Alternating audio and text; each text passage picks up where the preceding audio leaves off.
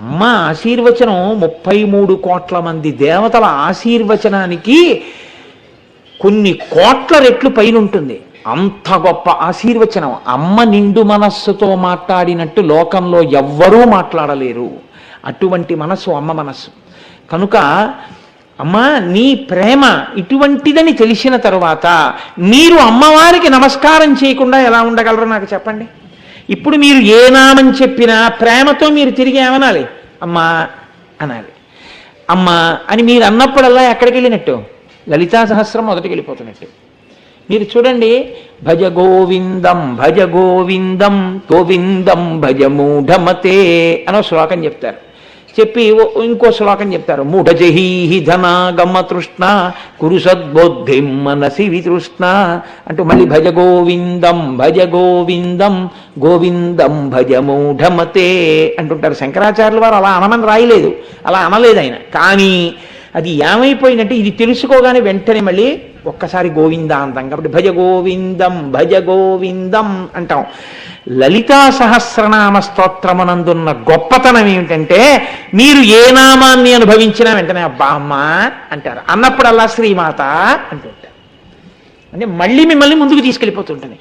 ఇలా మీ మనసులో ఎన్ని మాటలు శ్రీమాత అని ప్రేమతో తన్మయత్వంతో మనస్సులో ఆప్యాయత నిండిపోయి ఆర్ద్రత నిండిపోయి మీ నోటి వెంట వస్తోందో అంతగా ఆవిడ ప్రీతి చెందుతుంది.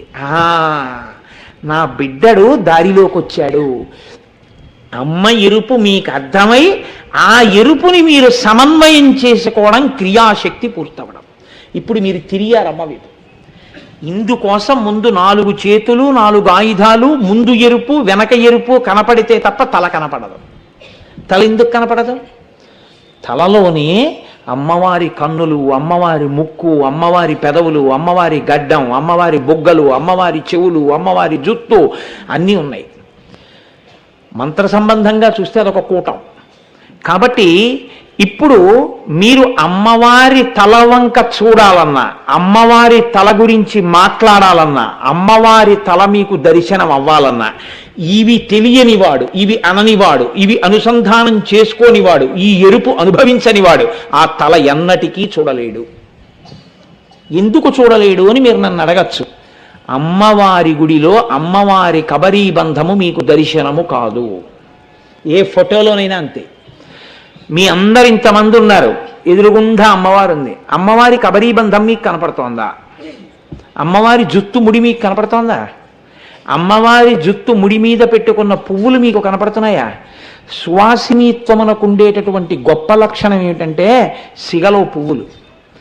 సిగలో 5కి తక్కువ కాకుండా పువ్వులు ముడుచుకుంటారు. దీని మీద మీరు ఎప్పుడైనా చూశారో లేదో కానీ పెళ్ళవగానే ఆడపిల్లతో ముందు ఒక నోము పట్టిస్తారు 365 రోజుల పాటు. పువ్వు తాంబూలం అంటారు. పువ్వు తాంబూలం దాని పేరు. కానీ ఒక్క పువ్వు తాంబూలంలో పెట్టి వేరొకరికి ఇవ్వకూడదు. వేరొక సువాసిని దగ్గరికి బయలుదేరుతారు ప్రతిరోజు. వెళ్ళేటప్పుడు మనసులో ధ్యానం చేస్తారు. ఎవరిని చేస్తారంటే పెళ్లి పీటల మీదకి వెళ్ళినప్పుడు ఎవరిని చేశారో తర్వాత వాళ్ళని, గౌరీదేవిని. గౌరీదేవికి నమస్కారం చేసి తాంబూలం పట్టుకుని తాంబూలంలో 5 పువ్వులు పట్టుకుని పెడతారు. వెళ్ళి ఈ 5 పువ్వులు ఇస్తారు. ఈ 5 పువ్వులు సిగలో పెట్టుకుంటారు. ఇలా రోజుకి ఒకరికి ఇస్తూ 365 రోజుల తర్వాత ఉద్యాపన చేస్తారు. చేసినప్పుడు ఒక బంగారు పువ్వు వెండి పువ్వు చేయించి సువాసినికి భోజనం పెట్టి తాంబూల బహూకరణ చేస్తారు. అలా చేస్తే ఏమవుతుంది అని అడిగారు. ఒక్కటే, ప్రపంచంలో పండితుడికి సత్కారం ఉంటుంది, పురుషుడికి అధికారం ఉంటుంది, లేకపోతే ఉద్యోగం ఉంటుంది. ఉద్యోగం పురుష లక్షణం. ఉద్యోగం పురుష లక్షణం అంటే చాలామంది ఏమనుకుంటారంటే ఏదో ఓ 10,000 5,000 సంపాదించడానికి వ్యాపకం చేయడం అనుకుంటారు. అది కాదు ఉద్యోగం అంటే. అలా అయితే వేదం చదువుకుంటూ కూర్చున్న వాళ్ళందరూ కూడా పురుష లక్షణాలు లేని వాళ్ళు అవుతారు. అది కాదు దాని అర్థం. ఉద్యోగం అంటే ప్రయత్నం. ప్రయత్నం చెయ్యడం పురుష లక్షణం. అన్నీ తమంత తాము జరుగుతాయని కూర్చోకూడదు. నీ పురుష ప్రయత్నం ఉండాలి. తను ప్రయత్నం చెయ్యాలి. ప్రయత్నం చెయ్యడం పురుషుడి యొక్క లక్షణం. సాధించి తెచ్చిన దానితో తృప్తిగా ఇల్లు నడపడం ఆడదాని లక్షణం. ఆడదానికి చాలా గొప్ప సత్కారం ఇది జీవితంలో అని అడిగారు. భర్త యొక్క మెప్పుదలయే. భర్త మెచ్చుకుంటే ఆడదాని జీవితంలో అంతకన్నా సత్కారం లేదు. ప్రతిరోజు భర్త యొక్క సంతోషాన్ని భార్య పొందిందనుకోండి, ఆమె జీవితమునకు గౌరీదేవి సంతోషిస్తుంది. అది మహా గొప్ప జీవితంగా భావన చేయబడుతుంది. అందుకే భర్త యొక్క ప్రీతిని పొందడానికి ఆలంబనంగా మనకేం చెప్తారంటే, సనాతన ధర్మంలో ఆ గౌరీదేవి పరమశివుడి యొక్క హృదయాన్ని ఎలా గెలుచుకోగలిగిందో అలా నువ్వు కూడా భర్త యొక్క మనసుని సత్కర్మాచరణం చేత నీవు ఆయన మనసు గెలుచుకోవాలంటే 365 రోజులు వేరొక సువాసినిలో గౌరీదేవిని చూసి, సువాసిని గౌరీయే కనుక 5 పువ్వులు పెట్టిన తాంబూలం ఇస్తూ ఉండు. నీ జీవితాంతం అంత సంతోషాన్ని పొందుతావు. అందుకే పెళ్ళవగానే ఆడపిల్లతో అత్తవారు ఈ నోము పట్టిస్తారు. సరే, ఇవాళ అసలు అత్తగారికే తెలియదు కాబట్టి గొడవే లేదు. కాబట్టి ఇప్పుడు తల్లి యొక్క కబరీబంధ దర్శనం చెయ్యాలి. తల్లి యొక్క కబరీబంధ దర్శనం చేయడం అంటే మీకు దేవాలయంలోకి వెళ్ళి చేద్దామంటే మీరు మూర్తి వెనక్కి పంపరు. మూర్తి వెనకాలకి వెళ్ళి చూడ్డానికి కుదరదు. మీకు అలా ఏం పంపించరు. కరచరణాదులతో కూడిన మూర్తి దేవాలయంలో వెనక్కి వెళ్ళి చూడ్డానికి ఉండదు. ఒకవేళ ఏ కారణం చేతనైనా ఏ అర్చకుడైనా వెళ్ళినా అమ్మవారి యొక్క కేశపాశమునకు కబరీబంధం వేసి ఆ కబరీబంధం మీద కిరీటం పెట్టేస్తారు. కిరీటం పెట్టినప్పుడు ఏమవుతుందంటే అమ్మవారి యొక్క కబరీబంధము ఆ కిరీటములోకి వెడుతుంది. ఇప్పుడు ఆ కబరీబంధంలో ఉన్న పువ్వులు మీకు అసలు కనపడే అవకాశం ఉండదు. కానీ వసిన్యాది దేవతలు అంటున్నారు అమ్మవారి యొక్క కొప్పు ఎలా ఉంటుందో చెప్తున్నారు. నేను ఇవాళ చాలా సంతోషించింది. ఎందుకంటే కారు దిగ్గానే గోపాలకృష్ణ గారితో ప్రసంగం ప్రారంభం చెయ్యగానే వచ్చిన మొదటి శుక్రవారం అండి. నేను ఎందుకు సంతోషించానంటే, శుక్రవారం నాడు అమ్మవారి యొక్క కొప్పు గురించి కానీ పువ్వుల గురించి కానీ వింటే 5వ తనం నిలబడుతుంది ఎన్ని జన్మలకి. అంత గొప్పది కబరీబంధ దర్శనం. ఇవాళ ఆ కబరీబంధనామమే వస్తోంది శుక్రవారం పూట. ఏమి అదృష్టం రా, పుష్యమాసంలో వచ్చింది ఇది అనుకున్నాను. అందున శుక్రవారం నాడు వచ్చింది, కృష్ణపక్షంలో వచ్చిన మొదటి శుక్రవారం. పైగా మొదటి శుక్రవారం నాడు అమ్మవారి యొక్క కబరీబంధం వస్తోంది. చంపకాశో కపున్నాగ సౌగంధిక లసత్కచ, అది కూడా అంతే, మధ్యలో ఆపకుండా చెప్పాల్సి ఉంటుంది. చంపక అశోక సంపంగి పూలతో, అశోక పుష్పములతో, పున్నాగ పూలతో, సౌగంధిక చెంగల్వ పూలతో కట్టబడినటువంటి దండలు అమ్మవారి యొక్క కబరీబంధమునకు చుట్టు తిప్పబడి ఉన్నవి. ఇప్పుడు మీరు ఇక్కడ కొంచెం జాగ్రత్తగా ఆలోచించవలసి ఉంటుంది. ఇలా ఎందుకు చెప్పారో తెలుసా అండి వసిన్యాది దేవతలు? మీరు ఏది ఈ కంటితో చూడలేరో అది చూడడానికి ఒక మార్గం ఇచ్చారు వాళ్ళు. ఎందుకు అలా దర్శనం చెయ్యాలి అంటే, అలా చేయిస్తే ఏమవుతుంది అంటే అమ్మవారి కేశభారమును అనగా జుత్తుముడిని చూస్తే ఉత్తర క్షణంలో మీ క్లేశభారము నశిస్తుంది. మీ క్లేశం పోతుంది. మీకు ఏ కష్టం ఉందో ఆ కష్టం తొలగిపోతుంది. లేదా వచ్చే కష్టం ఏదైనా ఉంటే తొలగుతుంది. అందుకే అమ్మవారి కేశభార దర్శనం అంత గొప్పది. మీకు ఎక్కడా కనపడదు. ఏ దేవాలయంలో ఏ ఫోటోలో కనపడదు. ఇప్పుడు ఎలా చూడాలి మీరు? అంతర్నేత్రంతో చూడాలి. అంతర్నేత్రంతో చూడాలంటే ఇలా ఉంటుందని చూసినవాడు మీకు చెప్తే మీరు అలా ఉంటుందని ఊహ చేస్తారు. ఎలా ఉంటుంది? ఒక సువాసిని యొక్క కొప్పు ఎలా ఉండాలో అలాగే ఉంటుంది. చంపకాశోక పున్నాగ సౌగంధిక లసత్కచ. అయితే ఇక్కడ మీరు ఒక విషయాన్ని కొంచెం జాగ్రత్తగా ఆలోచించండి. సాధారణ అంటే నేను ఎవరిని ఉద్దేశించి అంటలేదు ఈ మాటలు. మీరు కొంచెం it should be construed in a realistic perspective. దాన్ని మీరు సరి అయిన కోణంలో మాత్రమే విచారణ చేయాలి, కానీ లేకి మాటగా మీరు ఆలోచించకూడదు. ఒక వయస్సు వచ్చిన తర్వాత నాకు ఇప్పుడేం పెద్ద జడ ఏమిటండి, మీరు ఏమిటి ఇంతంత చామంతి పూలదండి ఇంతట్టుకొచ్చారు అనొచ్చు భార్య. కాబట్టి ఇంతంత పువ్వులతో ఉన్న పెద్ద దండ ఆవిడ పెట్టుకోవడానికి అంత పెద్ద కబరీబంధం ఆవిడికి లేకపోవచ్చు. చాలా పెద్ద కబరీబంధం అనుకోండి, అప్పుడు దానికి పెద్ద చామంతి పూలదండ ఇలా తురిమినా పర్వాలేదు, నిలబడుతుంది కొప్పులో. ఇప్పుడు అమ్మవారి యొక్క కొప్పులో ఏ ఉన్నాయని చెప్తున్నారు మీకు వసిన్యాది దేవతలు? 5 పూలతో కలిపి కదండి ఒక మాలైనా పెట్టుకుంటుంది ఆవిడ. చంపక అంటే సంపంగి పూలు. సంపంగి పువ్వు అంటే ఈ రేఖ సంపంగి అంటారు, ఆకుపచ్చగా ఉంటుంది, అది కాదు. సింహాచలం సంపంగి అంటారు, పసుపు ఎరుపులతో కూడిన సంపంగి పువ్వు, అరవిరిసిన పువ్వు ఒక్కటే ఇంతంత ఉంటుంది. ఇటువంటి పూలతో కట్టిన దండ ఒకటి పెట్టుకుంటుంది. పెట్టుకున్న తర్వాత ఇంకా దండ మీద దండ, దండ మీద దండ పెట్టుకుంటే ఇక్కడ వరకు వచ్చాయనుకోండి, బాగుండదు. అంటే కొప్పు ఎంత పెద్దదై ఉండాలి, ఇంత పెద్ద పూలతో కూడిన ఒక దండ. ఇప్పుడు దాని మీద అశోక పుష్పాలతో చేయబడిన ఒక దండ, అవి పెద్ద పెద్ద పూలు. పున్నాగ పూలతో చేయబడినటువంటి ఒక దండ. సౌగంధిక, చెంగల్వ పూలని పూస్తాయి. మీరు ఎప్పుడైనా చూశారో లేదో, చాలా గమ్మత్తుగా ఉంటుంది వాటి తత్వం కూడా. నేను చిన్నతనంలో ఏలూరులో మా సొంత ఇంట్లో ఉండే రోజుల్లో చాలా పెద్ద విశాలమైన ప్రాంగణం ఉండేది. మా అమ్మ చెంగల్వ మొక్కలు వేసింది, అటు ఇటు వేస్తే ఎండాకాలం వెళ్ళిపోయి ఇలా వానాకాలం వచ్చి 2 వానలు పడేటప్పటికీ బుడగలు వచ్చినట్టు వస్తాయి చెంగల్వ మొగ్గలు. వచ్చేది విరిస్తే, ఇక్కడ చెంగల్వ పువ్వు విరిస్తే అక్కడికి వస్తుంది సువాసన. పావులు కూడా వస్తాయి ఆ వాసన కోసం, అంతంత ఉంటాయి. చెంగల్వ పువ్వు దండ బంగారు మొలత్రాడు పట్టుదట్టి సంధ్యతాయతలను సరిమువ్వ గజ్జలు చిన్ని కృష్ణ నిన్నునే చేరికొల్లుతూ. అబ్బో చాలా వచ్చండి మీకు. కాబట్టి చెంగల్వ పువ్వు దండ, పెద్ద పెద్ద చెంగల్వ పూలతో చేయబడినటువంటి ఒక దండ అమ్మవారి కొప్పులో అందంగా అమర్చారు. ఇది మీరు ధ్యానమునందు చూడాలి. ఇది బాహ్యం కాదు, నేను చెప్పింది ఆధారం చేసుకుని నేను చెప్పడం నా బుర్ర నేనేం చెప్పట్లేదు, వసిన్యాది దేవతలు చెప్పారు, వ్యాస భగవానుడు చెప్పాడు.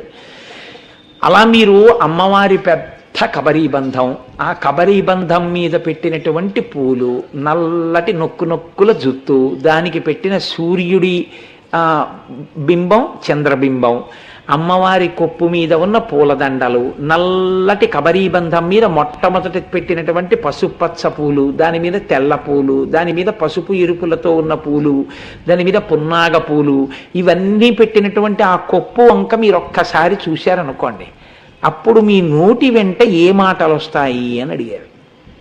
అంటే జుత్తు పేరు పెట్టి ఏ ఆడదానికి స్తోత్రం ఉండదు. కానీ అమ్మవారిని ఎన్ని పేర్లతో పిలుస్తారండి తెలుసండి? ఒక్క కేశాలని బట్టి. కుంతల నాయకి ఆవిడకో పేరు. కుంతల నాయకి అంటే ఆవిడ జుత్తు అలా ఉంటుంది ఆవిడ. కానీ జుత్తు, అమ్మవారి జుత్తుని జాగ్రత్తగా ఇలా విప్పినప్పుడు, అభిషేకం చేశాక జాగ్రత్తగా అమ్మ దగ్గర ఉండేటటువంటి సైరంధ్రి వచ్చి జాగ్రత్తగా జుత్తంతా ఇలా కింద వరకు ఆ మెత్తటి బట్ట పెట్టి తుడిచి, ఆ కొసలకు అంటుకోకుండా అమ్మ కొంచెం తల ముందు కొంచండి అని ఆ కింద సాంబ్రాణి పొగ పెడితే, ఈ పొగంతా అమ్మవారి యొక్క కురుల మీదకి వెడితే, ఆ కురులకు ఉన్నటువంటి తడంతా వదిలిపెట్టేసిన తర్వాత ఆ జుత్తు ముడి వేయడానికి ఇలా తీస్తే 2 గుర్రాల తోకలా పెద్దది ఉంటుందన్నమాట. ఇప్పుడు ఆ జుత్తుని తిప్పి ముడివేస్తారు. అంత పెద్ద కబరీబంధం ఆవిడది. ఇంత పెద్ద కబరీబంధం కాబట్టి కుంతల నాయకి ఆవిడ పేరు. మీరు అది మనస్సునందు భావన చెయ్యవలసి ఉంటుంది. దాని వలన ఉత్తర క్షణం క్లేశభారం పోతుంది. భ్రమర కుంతలాంబ ఆవిడ పేరు, నీల కుంతలాంబ ఆవిడ పేరు, పుష్పకుంతలాంబ, అంజన కుంతలాంబ, సుగంధ కుంతలాంబ. ఇన్ని పేర్లు కేవలం ఆవిడ యొక్క జుట్టుని బట్టి వచ్చాయి ఆవిడికి. ఇందులో చాలా చమత్కారం ఏమిటో తెలుసా అండి? ద్రవిడ దేశంలో ఇందులో ఒక్కొక్క పేరుతో ఒక పెద్ద పెద్ద దేవాలయాలు ఉన్నాయి ఆవిడికి. ట్రిచి అంటామే మనం, తిరుచిరాపల్లిలో అమ్మవారికి సుగంధ కుంతలాంబ అన్న పేరుతో అత్యద్భుతమైన దేవాలయం ఉంది. అంతంత పెద్ద పెద్ద దేవాలయాలు, ఏమి అర్చనలు జరుగుతాయో తల్లికి నిజంగా, అంత గొప్ప దేవాలయాలు. కనుక ఇప్పుడు ఈ తల్లి యొక్క ఈ కబరీబంధము ఏది ఉందో అది చంపకాశోక పున్నాగ సౌగంధిక లసత్కచ. ఇక్కడి వరకు వసిన్యాది దేవతలు చెప్తే శంకర భగవత్పాదులు బెంగ పెట్టుకున్నారు. అయ్యో ఈ పాటే చెప్తే పిల్లలకు అర్థం అవుతుందా ఆయన బెంగ. అందుకని ఆయన అన్నారు, ధునోతుద్ధాం తన్న స్థలిత దళితేందీవరవనం ఘనస్నిగ్ధశ్లక్షణం చికుర నికురంబం తవ శివే యదీయం సౌరభ్యం సహజముపలబ్ధం సుమనసో వసంతస్మిన్ మన్యే వలమధన వాటీ విటపినాం అన్నారు. మహానుభావుడు ఏమి దర్శనం చేశారో, ఏమి శ్లోకాలు పడ్డాయో శంకర భగవత్పాదులకి. శంకరాచార్యుల వారు పుట్టిన గడ్డ మీద పుట్టినందుకు మనం అదృష్టపడిపోవాలండి, నిజంగా సంతోషపడిపోవాలి. మహాపురుషుడు కదండి. ధునోతుధ్వాంతం ఆయన అన్నారు, అమ్మ నల్లటి నీ జుత్తు చూడగానే మా అజ్ఞానపు చీకట్లు విచ్చిపోయాయి అన్నారు. ఎవరికి? చూసిన శంకరాచార్యుల వారికి కాదుట.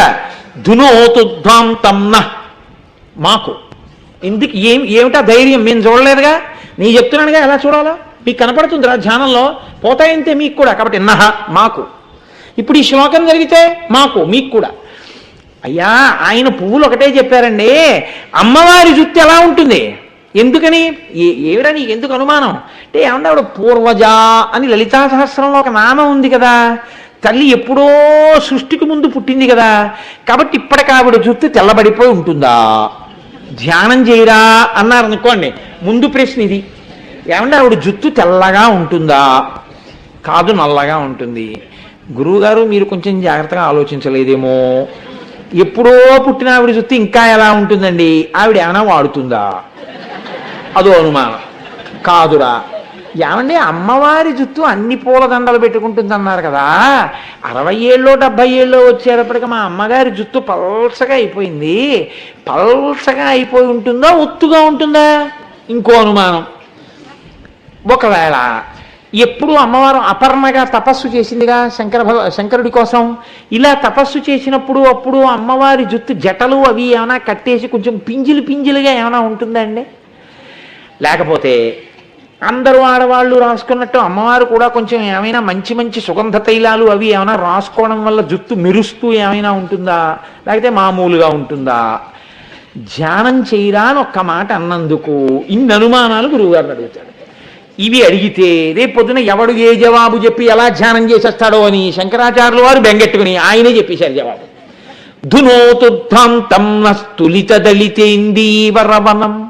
అమ్మవారి జుత్తు ఎలా ఉంటుంది అంటే ఆయన అన్నారు, నల్ల కలువల తండంలా ఉంటుంది అన్నారు. నల్ల కలువలకు ఉండే లక్షణం ఏమిటో తెలుసా అండి? మీరు ఎప్పుడైనా చూశారో లేదో నల్ల కలువ పువ్వు. నల్ల కలువ వంక మీరు ఇలా చూడగానే కళ్ళకి చల్లగా ఉంటుంది. నల్లని కలువ కంటికి చలువ. అందులో మీరు మళ్ళీ నల్ల కలువని కొంచెం జాగ్రత్తగా రేకులు ఇలా విప్పారనుకోండి, వాటి మొదళ్లలో దుద్దు పక్కన చల్లగా ఉంటుంది, తెల్లగా ఉంటుంది. ఈ తెల్లగా ఉన్న రేకుల దగ్గర మీరు కొంచెం ఇలా వంగి కలువ పువ్వులోకి చూశారనుకోండి, తడి బిందువులు ఉంటాయి. ఇప్పుడు ఇంకొంచెం మీరు వంగారనుకోండి, వంగితే మత్తెక్కించగలిగినటువంటి మంచి పరిమళం వస్తుంటుంది ఆ నల్ల కలువలోంచి. శంకరులు చాలా దూరదృష్టితో ఈ మాట వేశారు. ఒక్క నల్ల కలువ పువ్వు కాదు అన్నారు. ఎలా ఉంటుంది అమ్మవారి జుత్తు? నల్ల కలువల తండంలా ఉంటుందన్నారు. నల్ల కలువల తండం అంటే ఓ పువ్వు ఇలా ఉంటే ఓ పువ్వు ఇలా, ఓ పువ్వు ఇలా ఉంటే ఓ పువ్వు ఇలా సమానంగా ఉండవు కదండి. ఓ గుత్తి ఇలా ఉంటే ఓ గుత్తి కిందకి, ఓ గుత్తి పైకి, ఓ గుత్తి కిందకి, ఓ గుత్తి బాగా కిందకి, అలా కదా ఉంటాయి. కానీ మీరు ఓ చివరి నుంచి చూస్తున్నారనుకోండి, ఇక్కడి నుంచి ఆ గేటు వరకు మీకు కిందన్న నీళ్లు కనపట్టలేదు, నల్ల కలువలే కనపడుతున్నాయి. అలా కనపడుతుంటే మీరు ఇక్కడి నుంచి చూశారనుకోండి, అబ్బా ఇలా ఒత్తుగా ఇలా ఇలా ఇలా ఎంత బాగుందో అంటారు. అమ్మవారి జుత్తు కూడా అంత నల్లగా అలా ఒత్తుగా నొక్కులుగా ఉంది. ఇప్పుడు ఈ నొక్కులుగా ఉన్నటువంటి అమ్మవారి జుత్తు నల్లగా ఉంది, తెల్లగా ఉండదు. ఎందుకని? తెల్లగా ఉంటే కాలమునకు లొంగినట్టు. ఆవిడ కాలమునకు లొంగదు, కాలం ఆవిడికి లొంగుతుంది. ఆవిడ నిత్యయవ్వన మదశాలిని కన్యాకుమారి. కాబట్టి ఆవిడ కాలమునకు లొంగదు, ఆవిడ జుత్తు నలుపే. కాబట్టి ధునోతుధ్వాంతన్న స్థులిత దళితేందీవరవనం ఘన. ఆయన అంటున్నారు అమ్మవారి జుత్తు ఘనశ్యాముడు అంటాం. ఘనశ్యాముడు అంటే నల్లటి మబ్బులు వచ్చినప్పుడు మీరు ఎప్పుడైనా చూశారో లేదో, మబ్బు పక్క మబ్బు అలా ముద్దల కింద ఓ ఆకాశం నిండా ఏవో ముద్దలు వచ్చేసినట్టుంటాయి. అలా అమ్మవారి జుత్తు ఒత్తుగా ఇలా నొక్కులుగా అలా ఉంటుంది. ఘన స్నిగ్ధ. ఆ మాటలలో ఎంత చిత్రమో చూడండి. ఆ జుత్తు కొంతమంది జుత్తు పట్టుకుంటే తాడు పట్టుకున్నట్టు ఉంటుంది. ఏమిటో నీ జుత్తు ఇలా ఉంది అంటుంటారు ఆ పెద్దవాళ్ళు. అలా ఉండదు, పరమకోమలంగా ఉంటుంది. అలా ముట్టుకుంటే మెత్తగా పట్టులా ఉంటుంది ఆ జుత్తు. వీడి జుత్తు చూడు పట్టుదారంలో ఎలా ఉందో అంటారు. ఉత్తుత్తిని ముట్టుకుంటారు. పుట్టుకుని వీడి జుత్తు చూడరా, ఏదో మొక్కజొన్న పీచు ఉంటుంది, మొక్కజొన్న పొత్తు కింద ఉన్నటువంటి ఇది ఆ జుత్తు ఎంత మెత్తగా ఉంటుందో అలా లేదు అంటారు. ఇలా అమ్మవారి జుత్తు ముట్టుకుంటే అంత మెత్తగా ఉంటుంది. ఇప్పుడు మీరు ధ్యానం చేస్తున్నారనుకోండి, అమ్మవారికి కొప్పు మీరు వేస్తే మీరు ముట్టుకోగలుగుతారు. అది ఆ ప్రక్రియ మీరు ధ్యానం చేసుకోవలసిందే. కాబట్టి ఘన స్నిగ్ధ శ్లేక్షణం అంటే ముడులు పడిపోయి తిత్తులుగా ఉండి చిక్కు పడిపోయి ఆ మటగా పెద్ద దుత్తు కదా అని ఇలా చేతి మీద వేసుకుని ఏదో రెయిన్ కోట్ లాగా దువ్వెన్నతో ఇలా లాగి మళ్ళీ ఆ జుత్తు ఇలా దువ్వెన్నలోంచి తీసి ఇలా ఉండ చుట్టి వేలుకి ఇలా తిత్తి తీసి ఇలా పక్కన పారేసి గాలికి ఎగురుతుంది ఇంట్లో అని పరమశివుడు అరిస్తే బాల్కనీలోంచి బయట వేయవలసిన అవసరం ఉండదు. ఎందుకని అంటే తిత్తులు లేవు, ఎక్కడా ముడులు ఉండవు, అంత అందంగా ఉంటుంది. కాబట్టి ఇవన్నీ గమనిస్తూ ఉంటావా నువ్వు అని మీరు అనుమానపడకండి. మీరు ధ్యానం చేస్తే మీకు అలవోకగా ఉంటుందండి, పెద్ద విశేషం ఏం కాదది. కాబట్టి ఘన స్నిగ్ధ శ్లేక్షణం చికురనికురంబం తవ శివే. నేను ఈ శ్లోకాన్ని అనుభవించడానికి ఒకప్పుడు ఏం చేసేవాడిని అంటే, మీతో ఉన్న రహస్యం చెప్పకపోవడమే. చిన్నతనంలో నా కూతుర్ని 2 కాళ్ళ మధ్యలో నించోపెట్టి ఈ శ్లోకం చదువుకుంటూ దాని జుత్తు దువ్వుతూ కొప్పేస్తూ ఉండేవాడిని. దానికి కొప్పి వేసి పువ్వులు పెట్టేవాడిని. కాబట్టి చికురనికురంబం తవ శివే, శంకరాచార్యులు వారు పిలిచారంటే ఏదో ఉంటుంది. శివే అంటే మంగళప్రదమైన దానా. లోకంలో పరనారి యొక్క కొప్పు వంక తదేకంగా చూసి జుత్తు చేత వ్యామోహితుడవుతాడు పురుషుడు. పరనారి యొక్క కేశపాశాన్ని చూసి ఎంత పెద్ద జుత్తో ఎంత పెద్ద జడో అన్నాడు అనుకోండి, వాడు పాడైపోతున్నాడని గుర్తు. నీకెందుకు ఆవిడ జడ పొడుగ్గా ఉంటే, నీకెందుకు ఆవిడ కొప్పేసుకుంటే, నీకెందుకు ఆ విషయాలు అసలు అలాంటివి జ్ఞాపకం ఉండనూకూడదు, మనస్సులోకి వెళ్ళనూకూడదు. ఏవి ఉండాలి మనస్సులో అంటే, పరనారిని చూసేటప్పటికి ఆవిడ యందు అమ్మవారిని నువ్వు చూడాలి. వాళ్ళ పాదాలు నీకు గుర్తుంటే చాలు. మహా అయితే వాళ్ళ చేత్తో వాళ్ళు నీకు ఏరిటి పండో పెట్టినప్పుడు ఆ చేతిలో నువ్వు అమ్మవారి చేతిని చూడగలిగితే చాలు, ఇంకేమీ నీకు గుర్తుండక్కర్లేదు, అనవసరం కూడా. మరి అమ్మవారి జుత్తు వంక చూస్తే శివే మంగళప్రదం, అది అమ్మ జుత్తు. కాబట్టి మీకున్న అజ్ఞానం పోతుంది తప్ప కొత్త అజ్ఞానంలోకి పడిపోవడం కానీ కొత్త మోహంలో పడిపోవడం కానీ ఉండదు. కాబట్టి శంకరుల పిలుపులో రహస్యం చూడండి. ఈ జుత్తు చూసి ఉద్ధరింపబడతావు, ఇంకొక జుత్తునే ఆ దృష్టితో చూస్తే పాడైపోతావు. ఆవిడ జుత్తుకి తిత్తులు లేవు, ఆవిడ జుత్తు పెద్దదిగా ఉంటుంది అంటే నువ్వు పాడైపోయావని గుర్తు. నీకెందుకు అవన్నీ? ఈవిడ జుత్తు గురించి నువ్వు ఎంత బాగా చెప్పగలిగితే నీకంత అజ్ఞానం పోతోందని గుర్తు. కాబట్టి ధునోతుధ్వాంతం స్థులిత దళితేందీవరవనం ఘన స్నిగ్ధ శ్లేక్షణం చికురనికురంబం తవ శివే. ఏమి పడిపోతాయండి ఆయనకి మాటలు, ఏమి అద్భుతమైన మాటలు పడతాయో. అసలు ఆ శ్లోకంలోనే ఉంటుంది ఆ అందమంతా. చికురనికురంబం తవ శివే. అమ్మా మంగళప్రదురాలా, ఇలా ఊహించగానే నా అజ్ఞానం పోయింది, నా క్లేశములు పోయాయి, నా ఐదోతనం నిలబడిపోయింది. తవ శివే యదీయం సౌరభ్యం సహజముపలబ్ధం. ఎంత గమ్మత్తైన మాట అంటున్నారో చూడండి శంకరాచార్యులు వారు.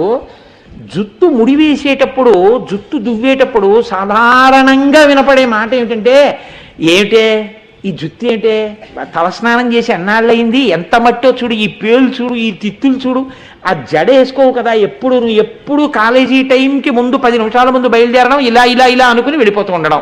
మీ అమ్మ నీకు జడ ఇదా అని వీధిలో వాళ్ళందరూ నన్ను అనుకుంటారు, ఒక్కనాడు జడేసుకోవు అని అమ్మ దెబ్బలాడేటట్టు, వీధిలో వాళ్ళు ఎవరైనా జడేస్తే అసహ్యించుకునేటట్టు, అందులో చెమట పట్టిన కంపు వచ్చేట్టు ఉంటాయి తలకాయలు. కానీ అమ్మవారి గురించి అంటున్నారు, నువ్వు ధ్యానంలో అమ్మవారి కొప్పు వంక చూస్తే నీకు సువాసనలు తగులుతాయి అన్నారు. జుట్టుకి సువాసన ఉండే అవకాశం ఉండదు. ఎందుకనంటే జుట్టు మలినమును ఆకర్షించుకుంటూ ఉంటుంది కాబట్టి దుర్గంధ భూయిష్టమయ్యే ఉంటుంది. కొంచెం సువాసన రాదు, మిగిలిన వాసన ఎలా ఉన్నా. కానీ శంకరులు అంటున్నారు సహజముపలబ్ధం సుమనసో. అమ్మ నీ జుట్టు గొప్ప సువాసనతో ఉంటుంది. ఎటువంటి సువాసనతో ఉంటుంది అంటే వసంతస్మిన్ మన్యే వల్లమదన వాటి విటపినాం.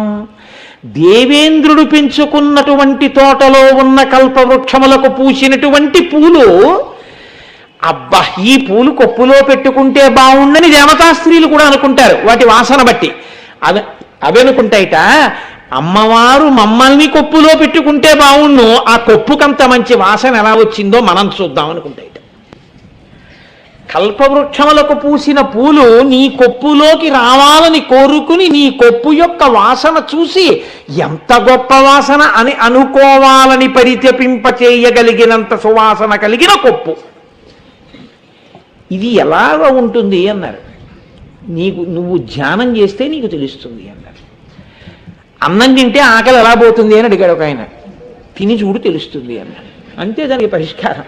దానికి ఉపన్యాసం ఎందుకండి, దానికి పెద్ద ఉపన్యాసం ఎందుకు? అన్నం తింటే ఆకలి ఎలా పోతుందండి అన్నాడు.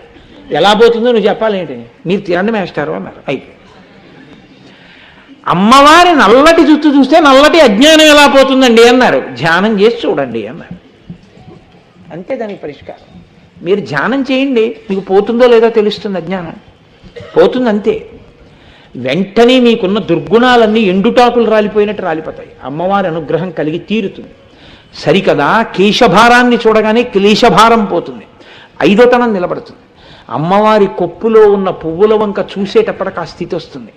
ధ్యానమునందు ఆ సువాసన ముక్కు నాసాపుటములకు తగలగానే అంతే వాడి కొన్ని కోట్ల జన్మల అజ్ఞానం విచ్చిపోతుంది.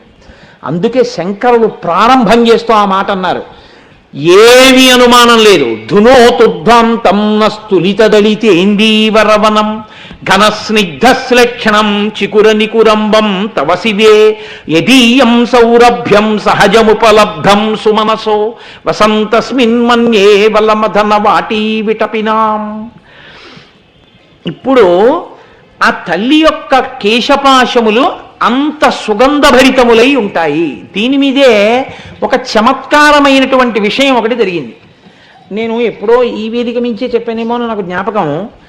పూర్వకాలంలో ద్రవిడ దేశంలో ఒక రాజ్యం ఉండేది. ఆ రాజ్యంలో ఒక శివాలయంలో ఒక అర్చకుడు పరమశివుణ్ణి నమ్ముకుని అర్చకత్వం చేశాడు. అర్చకత్వం అంటే మామూలుగా చేసింది కాదు, ఆయన ఉన్నాడు అని నమ్మి అర్చకత్వం చేశాడు.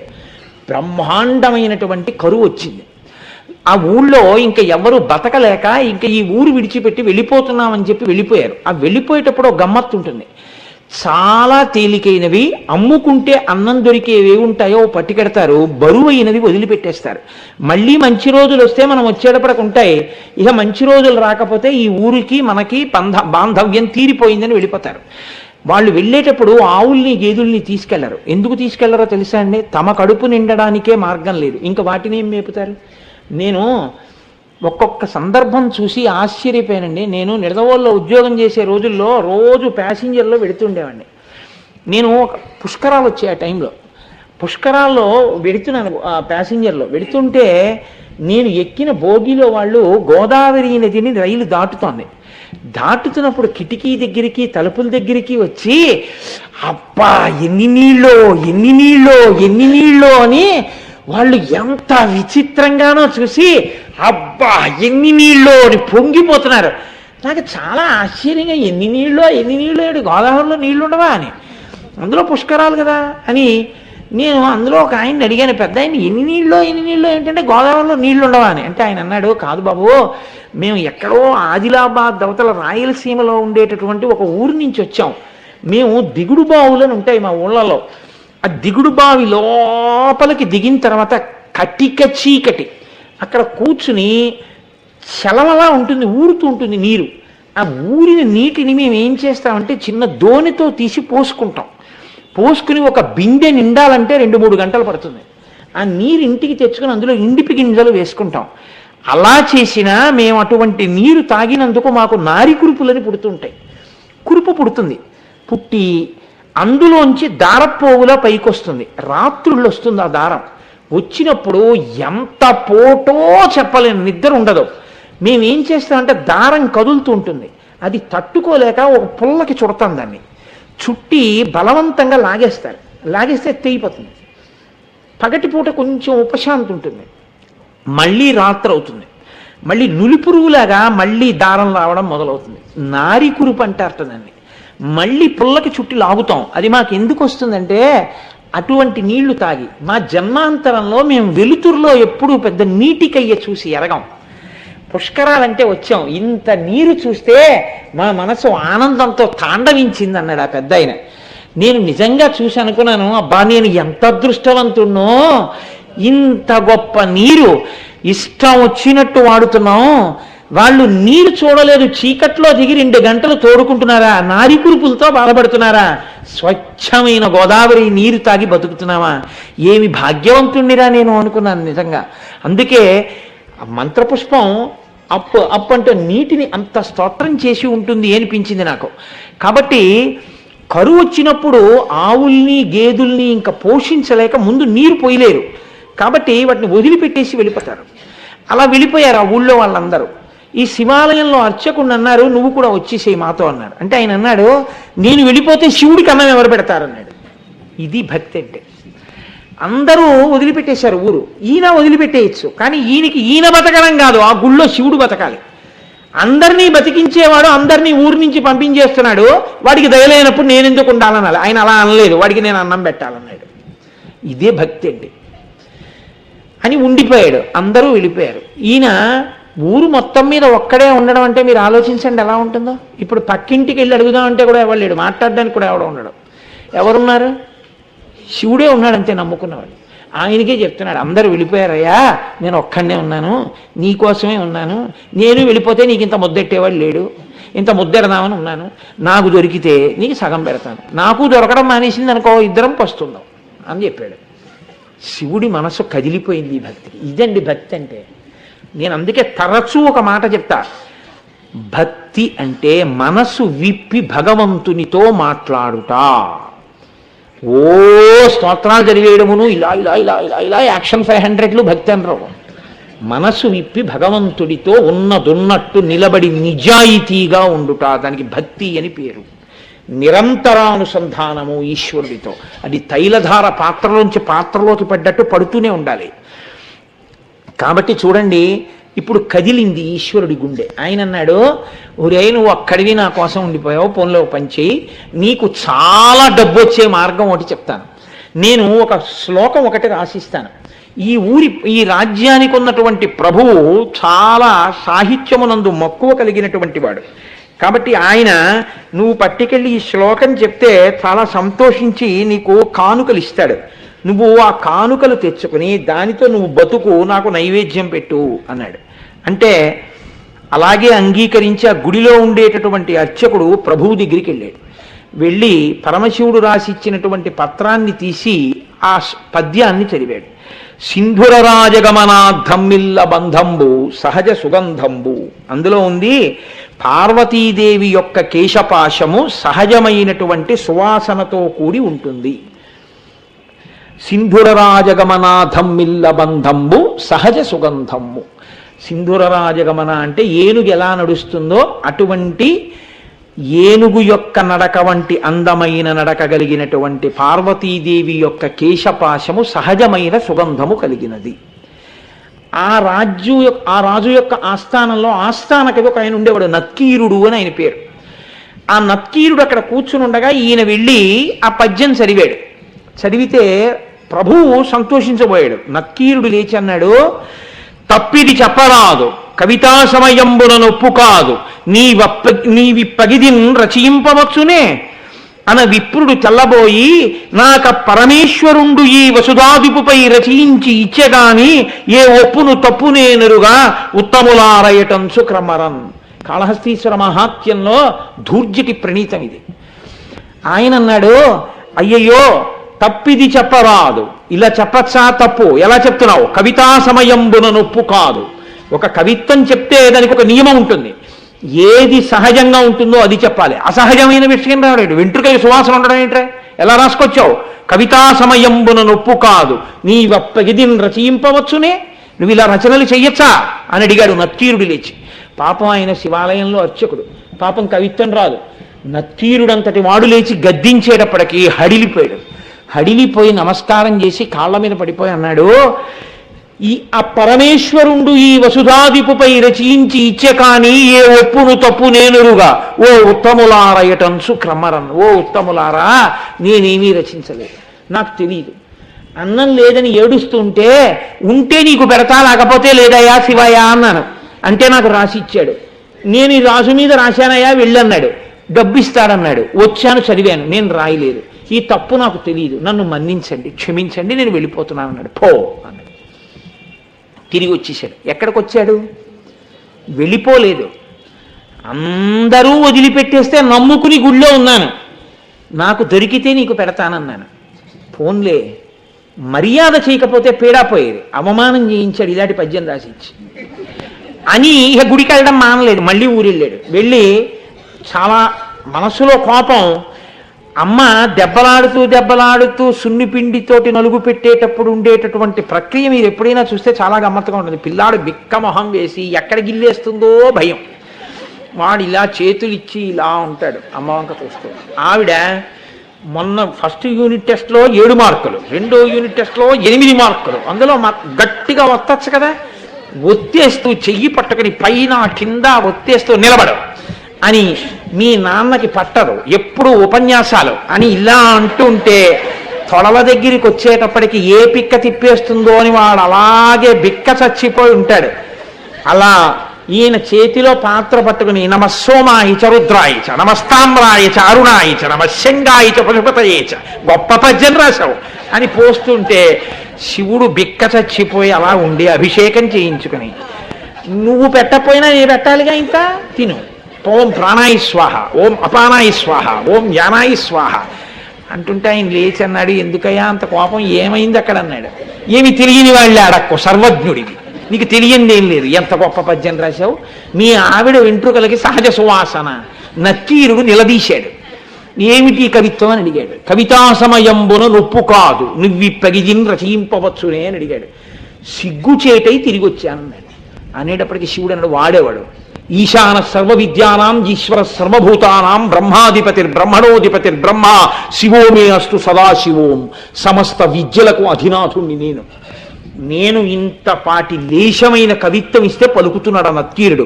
నేను రాసినటువంటి కవిత్వంలో తప్పు పట్టగలిగిన మొనగాడా నేనే పెడతానన్నాడు. ఒక బ్రాహ్మణుడి వేషం వేసుకున్నాడు, తలపాగా చుట్టుకున్నాడు, రాజుగారి సభలోకి వెళ్ళేటప్పటికి అందరూ అబ్బో చాలా వర్చస్సుతో ఉన్నాడు. లేచి నిలబడ్డాడు. నిలబడేటప్పటికి ఇంకా ఎవరిని ఏమీ అడగలేదు. చాలా కోపంతో ఉన్నాడు. ఈ రాజన్యుని మీదనే కవిత సాహిత్య స్ఫురన్మాధురీ చారు ప్రౌఢిమ చెప్పి పంప విని మాత్సర్యంబు పాటించి ఈ నక్కీరుండూరక తప్పు పట్టెనట. ఏది లక్షణమో అలంకారమో పదబంధమో రసమో చక్కని చెప్పుడా తప్పనన్. శివుడు నిలదీశాడు. ఎరా, నేను ఈ రాజన్యుని మీదనే కవిత సాహిత్య స్ఫురన్మాధురీ చెప్పి పంప అద్భుతమైనటువంటి పద్యం ఒకటి నేను రాసి పంపించాను. ఈ నక్కీరుండు మాత్సర్యంబు పాటించి ఊరక తప్పు పట్టానట. అవతలవాడు పద్యం రాయడం ఏమిటి, నేను మెచ్చుకోవడం ఏమిటని కేవలం అసూయతో నక్కీరుడు తప్పట్టుకున్నాడు పద్యంలో. ఏది పద్యంలో తప్పెక్కడుంది చెప్పమనండి. లక్షణమో, ఏం పద్యంలో లక్షణంలో తప్పుందా? అలంకారమో, అలంకారం తప్ప. పదబంధమో, పదములు బంధం వేయడం తప్పొచ్చిందా? రసమో, రసభంగం అయిందా? చక్కని చెప్పుడా తప్పనం, ఏది తప్పు చెప్పు అన్నాడు. రాజు తెల్లబోయి ఈ కూడా చెప్పాడు, ఇప్పుడు అయిపోయింది, ఇప్పుడు కమాలను ఈయనెవరో వచ్చాడు అని. ఆయన వెళ్ళిపోయాడు కదా అర్చకుడు, ఈయనెవరో వచ్చాడు. ఓహో, కవిత్వం రాసిన వాడు ఈయనేమో. శివుడు అన్నాడే, మరి ఈయనేమిటి ఇలా ఉన్నాడు అనుకున్నాడు. ఈలోగా నక్కీరుడు గభాలను లేచాడు. తన పేరు కదా ఎత్తాడు, అందుకని నక్కీరుడు లేచాడన్నాడు.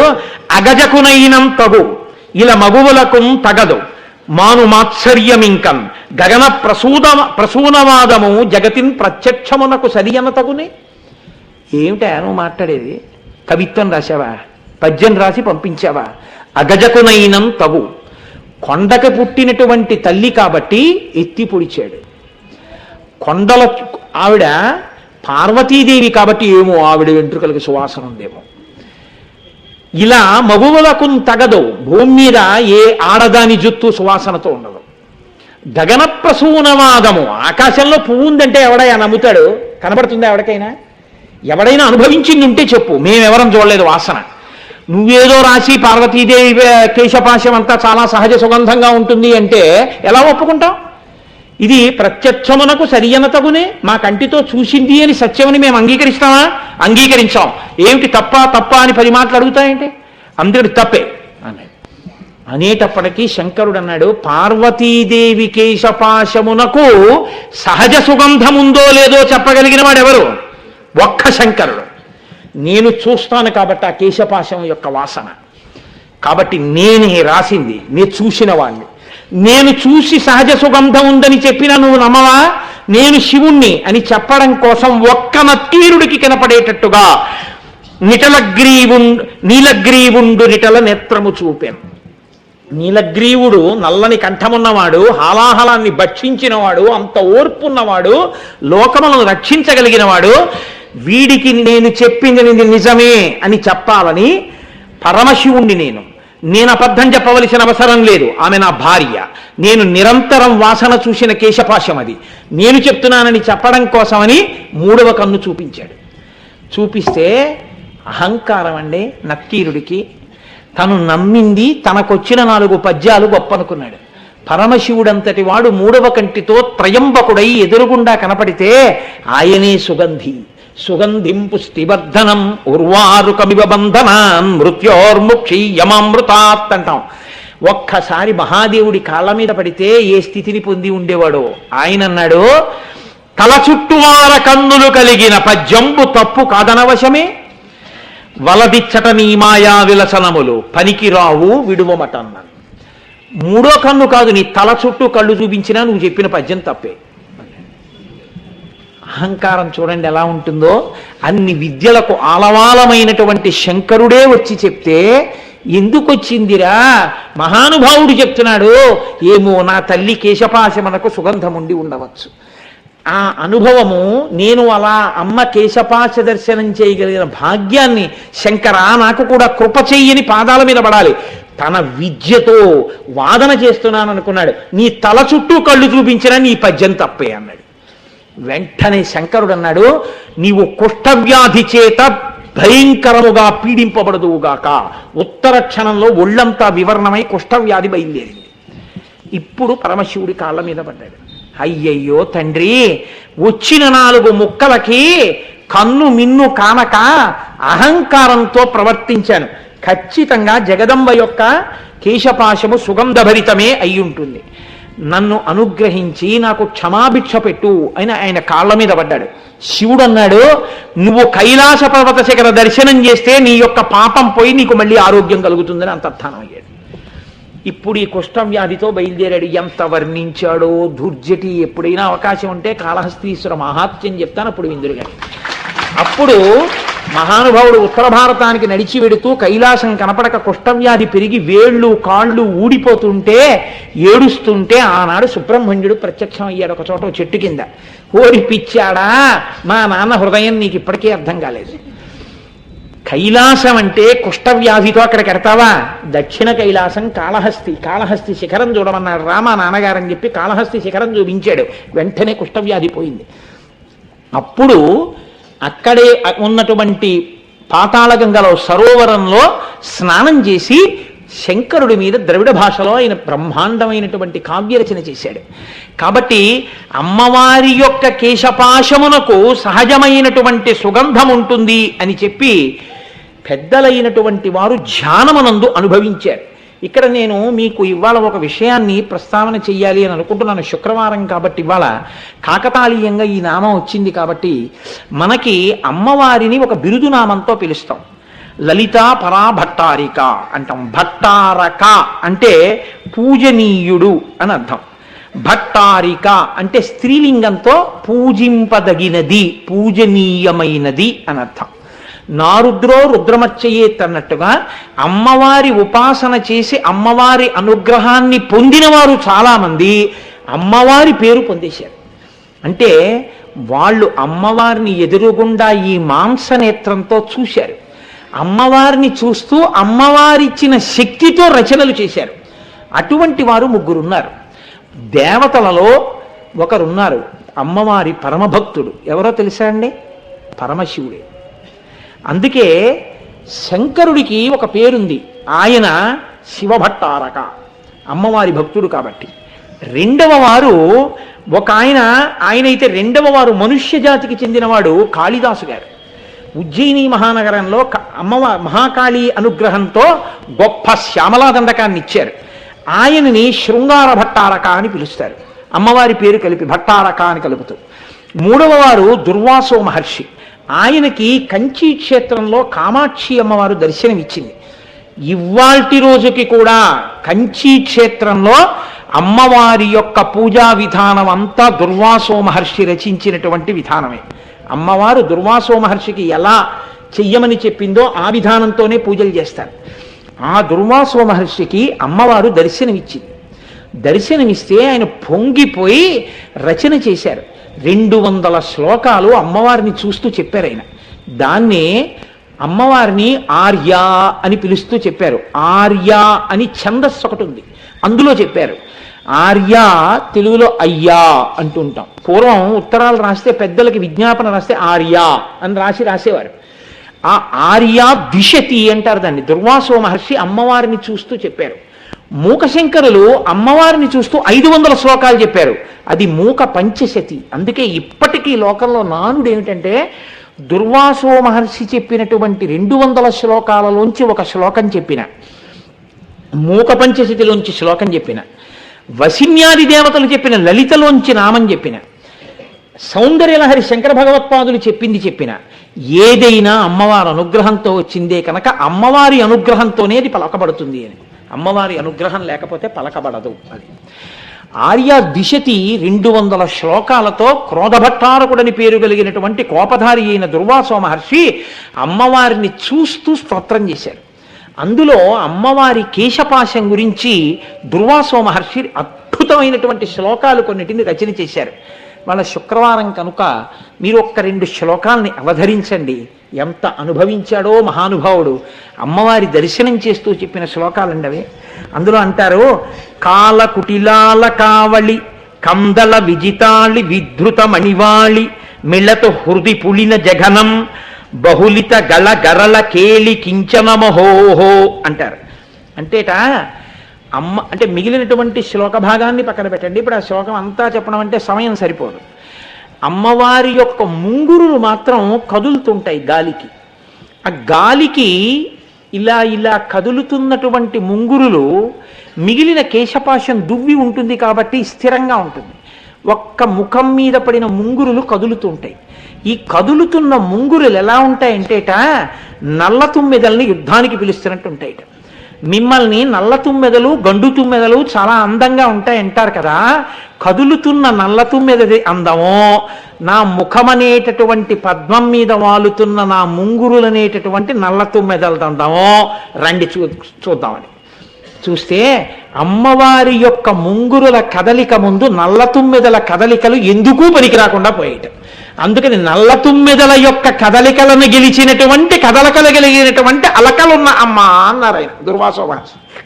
అంటే ఆవిడ ముందు నిలబడి ఆవిడ్ని స్తోత్రం చేస్తున్నప్పుడు ఆవిడ ముంగురుల యొక్క కదలికలను చూస్తుంటే ఆ కదులుతున్నటువంటి అమ్మవారి ముంగురులు ఎలా ఉంటాయో శబ్దములు అలా పడ్డాయి దుర్వాసో మహర్షికి. అందుకే ఆ మాటలు చూడండి, నల్లటి జుత్తు దాంతోనే మొదలు పెడతారు ఆయన కూడా. నలుపు ఎప్పుడు బాగా తెలుస్తుందంటే వెనక తెలుపు కానీ ఎరుపు కానీ ఉంటే బాగా తెలుస్తుంది, బ్యాక్డ్రాప్ని బట్టి తెలుస్తుంది. నీలం మీద నలుపు ఉందనుకోండి అంత బాగా తెలియదు. ఎరుపు మీద నలుపో తెలుపు మీద నలుపో బాగా కనపడుతుంది. అమ్మవారు ఎరుపు, దాని మీద నలుపు దగ్గరగా నిలబడి చూస్తున్నారు, కదులుతున్న ముంగురులు కనపడుతున్నాయి. అందుకని నల్లని జుత్తుని అంటున్నారు కాల కుటిలాల కావళి కందళ విజితాళి విధృత మణివాళి మిళతు హృది పులిన జఘనం బహుళిత గళ గరళ కేళి కించనమహోహో. నల్ల తుమ్మిదల్ని గెలిచినటువంటి కదలికలున్న ముంగురులు ఉన్నదానా, బింబ నికురంబ డంబర విడంబక ఛాయ మంబర వలగ్నం కంబుగళ్ళ మంబుద కచం బింబోకం కమపి చుంబతమనోమే. అమ్మా నీ యొక్క జుత్తు ఒత్తుగా ఇలా ఇలా ఇలా ఇలా నొక్కులు నొక్కులుగా ఉంటే దగ్గరగా నిలబడి నీ యొక్క కేశపాశములను అంటే ఆ జుట్టుని చూస్తే, అంటే తల్లి కిరీటం పక్కన పెట్టి తన యొక్క శిరస్సుని దర్శనమిస్తే దుర్వాసో మహర్షికి అంటే అసాధారణమైన దర్శనం. అటువంటి దర్శనాన్ని పొందుతున్నప్పుడు నీ జుట్టు ఎలా ఉందో తెలుసా? నొక్కు నొక్కులుగా ఒత్తుగా మబ్బులు వచ్చి ఆకాశంలో నిలబడితే ఎలా ఉంటుందో అమ్మా నీ కేశపాశము అంత ఒత్తుగా ఉంటుంది అని దుర్వాస మహర్షి అమ్మవారి యొక్క శిరస్సుని ఆవిడ కేశపాశాన్ని చూసి వర్ణించి ఆర్యా ద్విషతిలో పొంగిపోయారు. మీకు ఇంకొక ఆశ్చర్యకరమైన సందర్భం నేను చెప్పవలసి ఉంటుంది. పేరాల భరత శర్మ గారని ఒక మహానుభావుడు విజయవాడ కనకదుర్గమ్మ తల్లి సన్నిధానం దగ్గరికి వెళ్ళి ఆ పక్కనే ఉన్నటువంటి ఊళ్ళో కొడుకు దగ్గర శరీరం వదిలిపెట్టారు. ఆయన ఒక రాత్రి వేళ పడుకుంటే అమ్మవారు కల్లో దర్శనమిచ్చింది. ఎలా దర్శనమిచ్చిందో తెలుసా అండి? ఆశ్చర్యకరమైన దర్శనమిచ్చింది. పార్వతీ పరమేశ్వరులు నిండు సభలో కూర్చుని ఉన్నారు. తెల్లటి శంకరుడు, ఎర్రటి అమ్మవారు, లలితగా ఊహించండి, ఎర్రటి అమ్మవారు కూర్చుంది. శంకరుడు అమ్మవారి వంక చూసి అంటున్నాడు. కాసేపు చూసింది అమ్మవారు. పిల్లలందరూ సభలో ఉన్నారు. ఎంతమంది ఉన్నా పిల్లలే కదండి, మరి ఇంతమంది పిల్లలేమో సభలో ఉన్నారు. అమ్మవారేమో పిల్లల వంక చూస్తోంది. ఈయన ఎటు చూడాలి? పిల్లల వంక చూడాలి. ఈయన పిల్లల వంక చూడడం మానేసి అమ్మవారి వంక చూస్తున్నాడు. పోనీ చూస్తే గొడవలేదు. చూసినవాడు అంటున్నాడు. ఆవిడ చూసేది ఏమిటా పిచ్చి చేష్టలు అంటే ఆయన ఓ మాట అన్నాడు. లలిత, నీ ముంగురులు ఎర్రటి నీ యొక్క పాలమనబడేటటువంటి కాగితంలా ఉన్నటువంటి దాని మీద పడితే ఒకటి ఇలా పడితే లా, ఒకటి ఇలా పడితే లి, ఒకటి ఇలా పడితే త, లలిత లలిత అన్నట్టున్నాయి. నేను నా పెదవులతో చదువుతున్నాను లలిత లలిత లలిత. ఒకవేళ అలా చదవడం నా పెదవులు చేసిన తప్పైతే నీ పెదవులతో శిక్షించు అన్నాడు. అమ్మవారి చెవులో చక్కగా చెప్పిన ఈ మాటలు విని కాముండి గెలిచిన వాడు నా ముంగురులు చూస్తే ఎలా మాట్లాడుతున్నాడో అని ఆవిడ చిన్న నవ్వు నవ్విందిట. ఈ నవ్వు మమ్ము రక్షించుగాక. శర్మగారికి కలలో కనపడి అమ్మవారు ఇలా దర్శనమిచ్చి ఇది పద్యరచన చెయ్యి అంది. ఆయనకి తెలివి వచ్చి లేచి ఒక సభలో చెప్పారండి శర్మగారిది. ఆయన అన్నారు, అమ్మ నేను రాయలేనన్నారు. ఇది రాస్తే చాలా విచిత్రంగా ఉంటుందేమో, ఎలా రాశాడు పేరాల భరత శర్మ ఇది అంటుందేమో లోకం, నేను రాయలేనమ్మా అన్నారు. మర్నాడు పడుకున్నారు, మళ్ళీ ఇదే కళ వచ్చింది. ఎందుకు భయపడుతున్నావు శర్మ, నువ్వు రచన చెయ్యండి అమ్మవారు. అప్పుడు పేరాల శర్మగారి యొక్క కలం కదిలింది. అలవోకగా రాత్రి లేచి కాగితం మీద కలంతో రాసేశారు. పాలశశాంక లేఖపై వ్రాలిన ముంగురులక్షరాకృతింగ్రాల ఉమాముఖాబ్జమున్గని చంద్రకళాధరుండు కాంత లలితాక్షరాభ్యసన తత్పరమీ చలితాధరమ్ము శిక్షాలసమన్న నవ్వుకును శాంకరి మాకు ప్రసన్నమయ్యడు. పరమశివుడు ఆవిడ వంక చూసి లలిత లలిత లలిత అని చదువుతున్నాను నీ ముంగురుల్ని, తప్ప లలిత లలిత అన్నావు. ఒకవేళ తప్పని నువ్వు అనుకుంటే అలా అంటున్న నా పెదవుల్ని నీ పెదవులతో శిక్షించు అంటే, ఈయన మాట ఆవిడకు ఒక్కడికే వినపడితే ఆవిడ ఆయనకి ఏ జవాబు చెప్పలేక తన పట్ల అంత ప్రీతి పొందిన శంకరుడి యొక్క గడుసుతనానికి నవ్విన చిన్న నవ్వు ఉందే, ఆ నవ్వు ఆ శాంకరి మాకు ప్రసన్నమయ్యడు, ఆ తల్లి మమ్ము రక్షించుగాక అని పద్యరచన చేశారు శర్మగారు. ఆశ్చర్యం ఏమిటి, అమ్మవారు అనుగ్రహించిందండి, అందరినో తన కేశపాశంతో అనుగ్రహించింది. అమ్మవారి జుత్తు కనపడి ధన్యులైపోయారు అందరూ. పేరాల భరత శర్మ గారే ఒకనాడు దర్శనం పొంది ఒక పద్యరచన చేశారు. పాలమునందు ప్రాంతముల వ్రాలిన ముంగురులంతొలంచు కెంగేలిరుచుల్ భవుండుకని కేవల సాత్వికమూర్తివి కావు ఓలన రజోగుణము నొప్పి తమస్సున మున్గుదవన్న నీచాలున పోవుదంచునకు శాంభవి మాకు ప్రసన్నమయ్యడు. అమ్మవారు ఎర్రగా ఉంటుంది. ఎర్రగా ఉన్న అమ్మవారి జుత్తు నల్లగా ఉంది. ముంగురులు ఇలా ఇలా ఇలా ఇలా పడుతున్నాయి. నిండు సభలో కూర్చున్నారు. పక్కన శివుడు కూర్చున్నాడు. కూర్చుంటే అమ్మవారు ఈ పడుతున్న జుత్తుని ఇలా ఇలా అందంగా చక్కగా చాలా మార్ధవంగా ఇలా చిటికిన వేలు పెట్టి ఇలా ఇలా అనుకుంటారు. అంటుంటే శివుడు ఇలా ఇలా చూస్తున్నాడు. ఏమిటా చూపండి అంటే ఆయన అన్నాడు, నువ్వు చాలా సాత్వికమూర్తి అనుకున్నాను సుమా, నీలో 3 గుణాలు కనపడ్డాయన్నాడు. ఏమిటి కనపడ్డాయంది ఆవిడ?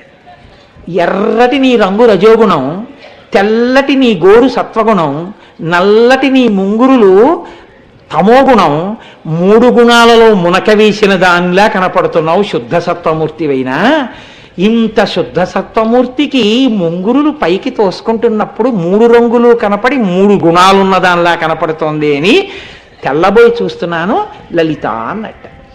అయ్య బాబోయ్, మీ విద్యలన్నీ నా మీద కవిత్వం చెప్తున్నారా అని చిరునవ్వు నవ్విన అమ్మవారి నవ్వు మమ్ము రక్షించుగాక. ఏమి దర్శనం చేశారండి! అమ్మవారి యొక్క అలకలు పైకి ఇలా తోసుకుంటే దాని మీద పద్యరచన చేసి శర్మగారు ధన్యుడైపోయాడు మహానుభావుడు. పాలమునందు ప్రాంతముల వ్రాలిన ముంగురులంతలుంచ కింగేలి రుచుల్ భవుండు కని కేవల సాత్వకమూర్తివి కావు ఓ లలనా రజోగుణమున నొప్పి తమస్సున ముంగెదవన్న మీ చాలున బోలుదంచునగు శాంభవి మాకు ప్రసన్నమయ్యడు. ఆశ్చర్యం ఏంటంటే కంచి పీఠానికి 64వ పీఠాధిపతి చంద్రశేఖరేంద్ర సరస్వతి అన్న పేరుతోనే ఉండేవారు. 68వ పీఠాధిపతి కూడా మహానుభావుడు, నడిచే దేవుడు.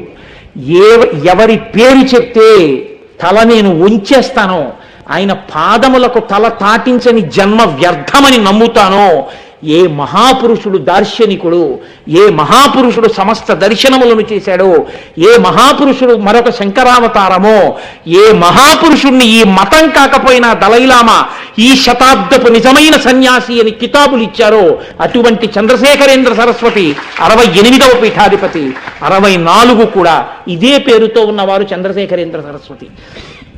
ఆ చంద్రశేఖరేంద్ర సరస్వతి స్వామివారు ఒకానొకప్పుడు కంచి దేవాలయంలో అమ్మవారి యొక్క మూర్తిని పునఃప్రతిష్ఠ చెయ్యాలి, మహాకుంభాభిషేకం చెయ్యాలి అని అంతరాలయంలోకి వెళ్ళారు.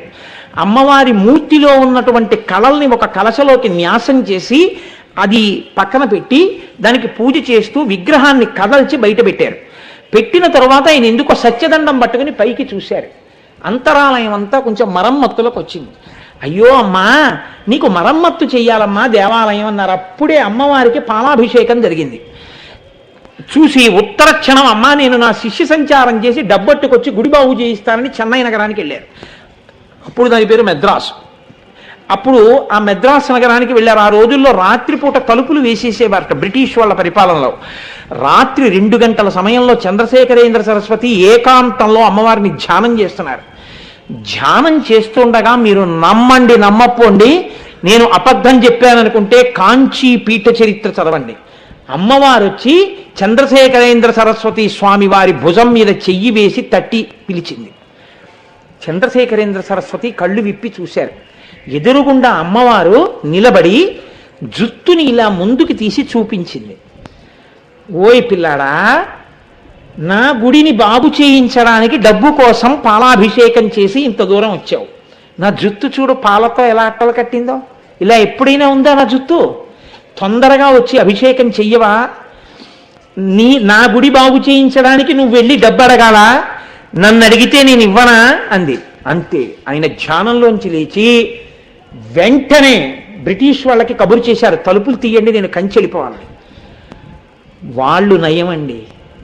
ఆనాడు మెద్రాసుని బ్రిటిష్ వాళ్ళు పరిపాలించినా వాళ్ళు నయం, దేవుణ్ణి నమ్మిన వాళ్ళు. అవాకులు చవాకులు పేలని వాళ్ళు. మహానుభావుడు తలుపులు తీయండి అన్నారు. ఆయన రాత్రికి రాత్రి కంచి వచ్చారు. కంచి వచ్చి అమ్మవారికి అభిషేకం చేస్తే ఎక్కడి నుంచి వచ్చిందో ధనపు రాసులు వచ్చాయి. కంచి దేవాలయాన్ని పునర్నిర్మాణం చేసి అమ్మవారిని పునఃప్రతిష్ఠ చేశారు చంద్రశేఖరేంద్ర సరస్వతి. ఆయన పొందారు అమ్మవారి దర్శనాన్ని, అమ్మవారి కేశపాశ దర్శనం పొందారు. ఆయన ఒకసారి కుంభకోణంలో ఉండగా ఇతర సంప్రదాయముల వారు వచ్చి ఆయనకి నమస్కారం చేస్తే ఆయన వారికి పీఠ బహుమానం ఇచ్చారు. మాకు ఈ బహుమానం వద్దు, మాకు వాదభిక్ష కావాలన్నారు వాళ్ళు. దానికే ఉంది, రేపు వాదిద్దామని పండితుల్ని పిలిపించారు. ఆయన కూడా వచ్చి కూర్చున్నారు సింహాసనం మీద. ప్రారంభించండి, మీరు ఏం చేస్తారో పూర్వపక్షం మొదలెట్టండి అన్నారు. అవతల వాళ్ళు మనం పూర్వపక్షం మొదలు పెడదామని చెప్పి ఏదో చెప్పబోయారు. నోట మాట రావట్లేదు, వాళ్ళు చెప్దామనుకున్నది గుర్తు రావట్లేదు. ఏమిటి గుర్తు రావట్లేదు మనకని చూశారు. ఆయన కూర్చునుంటే చంద్రశేఖరేంద్ర సరస్వతి స్వామి వారి ఒళ్ళో చిరునవ్వులు నవ్వుతూ చిన్న పిల్ల కత్తి కూర్చునుంది. ఆ పిల్ల నవ్వులు చూస్తే వీళ్ళకేం గుర్తు రావట్లేదు. వాళ్ళు అన్నారు, మీ ఒళ్ళో చిన్నపిల్ల నవ్వుల వల్ల మాకేది జ్ఞాపకం రావట్లేదు, మీరు ఆ పిల్లని లోపల దింపేసి వచ్చి కూర్చోండి అన్నారు. అంటే ఆయన అన్నారు, నేను సన్యాసిని, నా ఒళ్ళో ఇంకొక ఆడపిల్ల ఎలా కూర్చుంటుంది? మీరు జాగ్రత్తగా చూడండి, నా ఒళ్ళో ఏ పిల్ల లేదన్నారు. వాళ్ళు వెంటనే లేచి మీరు చేసిన ఉపాసనకి మీరే పరదేవతా స్వరూపులయ్యారు. మా అజ్ఞానంతో మీతో వాదిస్తామన్నాం. అమ్మవారు వచ్చి కూర్చుంది బాలగా మీ ఒళ్ళో. అయ్యా మాకు పరదేవతా దర్శనం అయిందని ఆయన కాళ్ళ మీద పడిపోయి ఆశీర్వచనం తీసుకుని వెళ్ళిపోయారు. అమ్మవారి అనుగ్రహం అంటే అలా ఉంటుందండి. అమ్మవారి కేశపాశం అంటే అటువంటిది. అమ్మవారి జుత్తు గురించి విన్నా, అమ్మవారి కబరీబంధంలో పూల గురించి విన్నా అంత గొప్ప గొప్ప శక్తులు కలుగుతాయి, అంతటి అనుగ్రహం కలుగుతుంది, ఐదోతనం నిలబడుతుంది.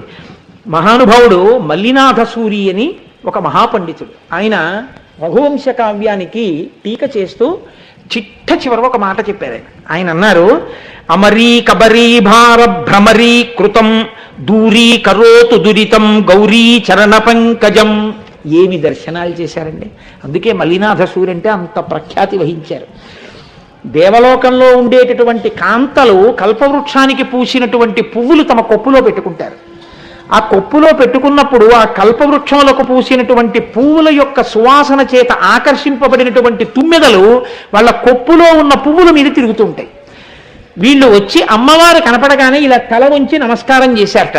ఇప్పటి వరకు ఈ దేవలోకంలో పూసిన పూల మీద తిరుగుతున్నటువంటి తుమ్మెదలు వాళ్ళు వంగేటప్పటికీ ఆ పూలతో సహా అవి కూడా వంగే. అవి అనుకున్నాయిట, అబ్బా ఇప్పటిదాకా ఈ పూల వాసన చూసి గొప్పదనుకున్నాం, అబ్బా ఈ పాదాలు ఎంత గొప్పగా ఉన్నాయో అని తుమ్మెదలన్నీ పాదాల మీదకి వెళ్ళిపోయాట. ఇప్పుడు వాళ్ళు తలెత్తేస్తే తుమ్మెదల లేని పూలతో ఉన్న కొప్పులు పైకెక్కేయట, తుమ్మెదలన్నీ పాదాల మీద ఉండిపోయేట. పాదాలకే ఎంత సువాసన ఉంటే కేశపాశమునకి ఎంత సువాసన ఉంటుంది. కాబట్టి ఇప్పుడు అని ఇలా ఇలా తిరిగి ఇవన్నీ మళ్ళీ పైకెక్కి ఆ కేశపాశం మీద మేఘంలా ఆవరించి ఉండిపోయేట. అమ్మవారి కేశపాశం అంటే అలా ఉంటుందన్నారు మల్లినాథసూరి. అలా ఉంటుంది. అది మీ ఊహకు అందవలసినటువంటి విషయం. మహాత్ములు అనుభవించారు. మూకశంకరులు అంటారు స్తుతి శతకంలో, ఈ శ్లోకం చెప్పి నేను పూర్తి చేసేస్తాను, ఎందుకంటే అదొక తన్మయం ఈ కబరీబంధం చెప్పడం అంటే. కానీ మిమ్మల్ని అంతకన్నా నేను వేధించకూడదు కనుక ఈ ఒక్క శ్లోకం చెప్పి పూర్తి చేసేస్తాను. మూకశంకరులు అంటే వారు పుట్టుక చేత మూగివారు. అటువంటి వారు అమ్మవారు కామాక్షి అమ్మవారి దేవాలయంలో కూర్చుని ఉన్నారు. అమ్మవారి ఉపాసకుడు వేరొకరు కూడా కూర్చున్నారు అటువైపు. అమ్మవారు మధ్యలోంచి వెళ్ళింది. విడుతూ తాంబూలపు పిడచ తీసి ముందు అవతల వారి చేతిలో పెట్టింది. పెడితే ఆయన అన్నాడు, ఎంగిలి నేను తిననన్నాడు. అమ్మవారు నవ్వి మూకశంకరుల్ని తట్టింది. ఆయన కళ్ళు తెరిచాడు. నోరు తెరువుని తాంబూలపు పిడచపెట్టింది. నా జన్మభాగ్యం అమ్మా, నోరు లేనివాణ్ణి, మాటలు లేనివాణ్ణి, నా నోట్లో పెట్టావా అమ్మా తాంబూలపు పిడచ అని నవిలేరు. అంతే, లేచి నిలబడ్డారు. ఆర్యాశతకం 100 పద్యాలు, స్తుతి శతకం 100 శ్లోకాలు, మందస్మిత శతకం 100 శ్లోకాలు, కటాక్ష శతకం 100 శ్లోకాలు, ఇలా అమ్మవారి మీద 500 శ్లోకాలు చెప్పేశారు. అమ్మవారి పాదాల వంక చూసి 100 శ్లోకాలు, పాదారవింద శతకం మొత్తం 500 శ్లోకాలు, మూక పంచశతి గడ గడ గడ గడ గడ గడ గడ గడ చెప్పేశారు. చెప్పేసిన తర్వాత అమ్మవారు పొంగిపోయింది. మాటలు లేని వారు చెప్పిన శ్లోకాలు, అమ్మవారు ఇచ్చిన మాటలే ఆ మాటలు. ఏం కావాలి నీకంది. నా మాట తీసేయమ్మా అన్నారు.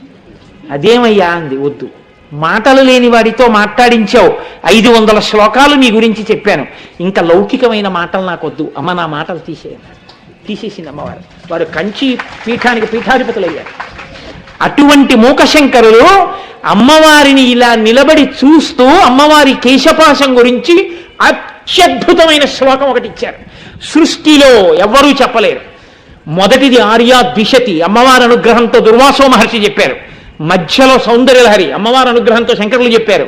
3 అమ్మవారి అనుగ్రహంతో మూకశంకరులు చెప్పారు. 3 అమ్మవారి అనుగ్రహంతో వచ్చాయి. వసిన్యాది దేవతలు అమ్మవారి అనుగ్రహంతో చెప్పారు. లలితా సహస్రం.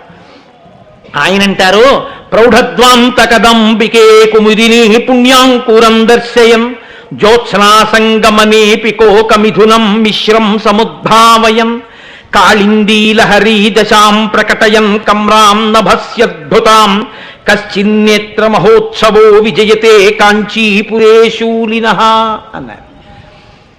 అమ్మా నాకు ఒక ఆశ్చర్యకరమైన విషయం కనపడుతోంది అన్నారు ఆయన. ఏమిటి కనపడుతోంది? అమ్మవారు అడగలేదు, నవ్వుతూ నిలబడింది అంతే. వెళ్ళిపోతున్న ఈ శ్లోకం తర్వాత శ్లోకం. ఆయన అన్నారు, ప్రౌఢద్వాంతకదంబికే కుముదుని పుణ్యాంకురం యంజయం. గాఢాంధకారంలో చందమామ ప్రకాశిస్తోంది. ఇంకేం లేదు, కటిక చీకటి చంద్రరేఖ.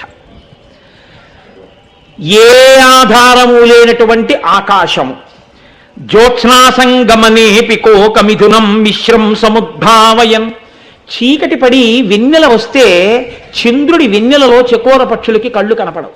చంద్రుడు ప్రకాశిస్తే చకోర పక్షులకి కళ్ళు కనపడవు. చకోరములు గుండ్రంగా ఉంటాయంటారు. చకోరములకు ఉన్న లక్షణం ఏమిటంటే ఒక్కొక్కటి ఉండదు విడిగా, ఎప్పుడూ పక్కన భార్య భర్త రెండు ఒరుసుకుంటూ కూర్చుంటాయి. అదో సరదా, కొంతమంది మోటార్ సైకిల్ మీద కూర్చున్నట్టు. కాబట్టి అలా ఒరుసుకుంటూ కూర్చుంటాయి. కాబట్టి ఆయన అంటున్నారు జ్యోత్స్నాసంగమనేపి కోకమిథునం మిశ్రం సముద్భావయం.